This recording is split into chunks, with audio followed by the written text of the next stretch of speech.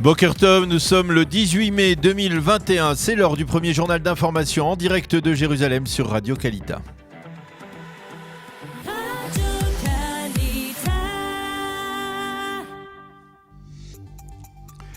Après une nuit relativement calme, les tirs de missiles du Hamas ont repris ce matin vers 5h du matin. Ces missiles étaient dirigés en particulier vers Netivot et d'autres localités dans l'ouest du Negev. La branche armée du Hamas a endossé la responsabilité de ces derniers tirs.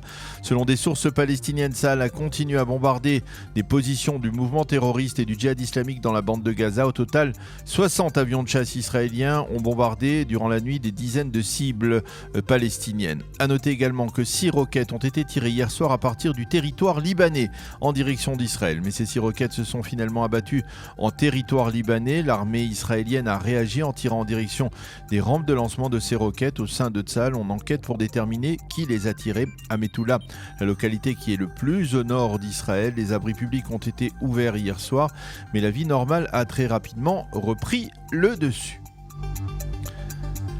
Le président américain Joe Biden s'est entretenu durant la nuit avec le Premier ministre Benjamin Netanyahou et ce pour la 3e fois depuis le début des hostilités. Biden a réaffirmé son soutien à l'État d'Israël et son droit à se défendre, mais il a également appelé à l'instauration d'un cessez-le-feu. Biden a appelé le Premier ministre à tout faire pour éviter de toucher des civils palestiniens lors des bombardements israéliens. M. Netanyahou a rendu hommage au soutien solide du président Biden en faveur d'Israël et de son droit à se défendre. Il a expliqué qu'il était déterminé à aller jusqu'au bout de cette opération afin de restaurer, a-t-il dit, le sentiment de sécurité des citoyens israéliens. Cependant, ce soutien solide du président Biden n'est pas partagé par l'ensemble des membres du Parti démocrate. Le président de la Commission des affaires étrangères de la Chambre des députés, Grégory Mixt, a l'intention de demander au président Biden de suspendre la vente de missiles précis et sophistiqués américains à l'État d'Israël. Il s'agit là d'un marché d'un montant de plus de 700 millions de dollars. Ceci étant, la chancelière allemande Angela Merkel a de nouveau condamné hier fermement les tirs de missiles palestiniens depuis Gaza en direction du territoire israélien. Elle a réaffirmé sa solidarité avec l'État hébreu.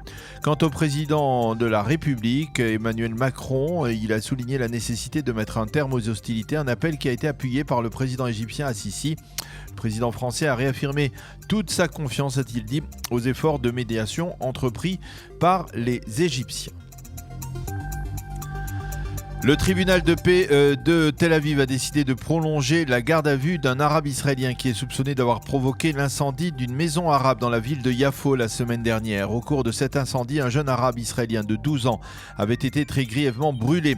Les soupçons s'étaient d'abord portés sur des extrémistes juifs, mais la police est ensuite très vite parvenue à la conclusion que c'était un arabe israélien qui s'était trompé de cible en lançant une bouteille incendiaire donc dans le domicile de la famille de cet enfant. Ceci étant, la commission de suivi des Arabes israéliens a décidé d'entamer à partir d'aujourd'hui une grève générale dans le secteur arabe. Cette grève a été décrétée officiellement pour protester, je cite, contre ce que les Arabes israéliens ont appelé la guerre contre le Hamas et les attaques contre le public arabe dans les villes mixtes. Cette grève pourrait inclure également pour la première fois le personnel soignant dans les hôpitaux israéliens, mais elle n'inclura pas le personnel éducatif pour le Chinour Meyouchad, l'éducation pour les personnes handicapées en particulier, ni même les enseignants mobilisés pour les épreuves du baccalauréat. Sur le plan politique, Yair Lapid a affirmé hier qu'il poursuivait ses efforts en vue de la formation d'un gouvernement de changement, et ce même si Naftali Bennett a renoncé à y participer. Lapid a apporté sa caution aux opérations militaires menées par Tsahal, mais il a exprimé son souhait de remplacer l'actuel gouvernement. Du côté de Naftali Bennett, on précise que le leader de Yamina étudie différentes options, et dans l'entourage de Benjamin Netanyahou, on n'écarte plus l'option d'un gouvernement qui serait formé avec Benny Gantz.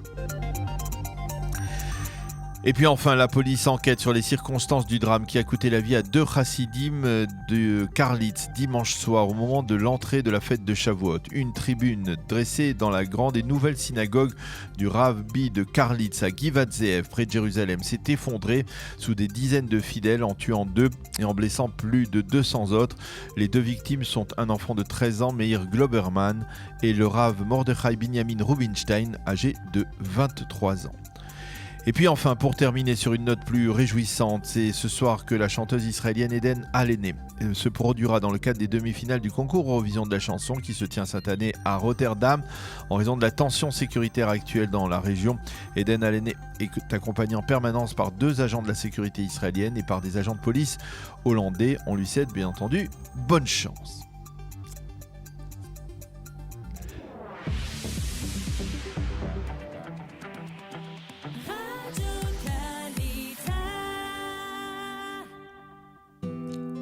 Une page météo, le temps sera normal pour la saison aujourd'hui avec une baisse des températures qui s'accentuera en fin de semaine. Il fera aujourd'hui 27 degrés à Jérusalem, 24 à Tel Aviv et 35 degrés à Eilat.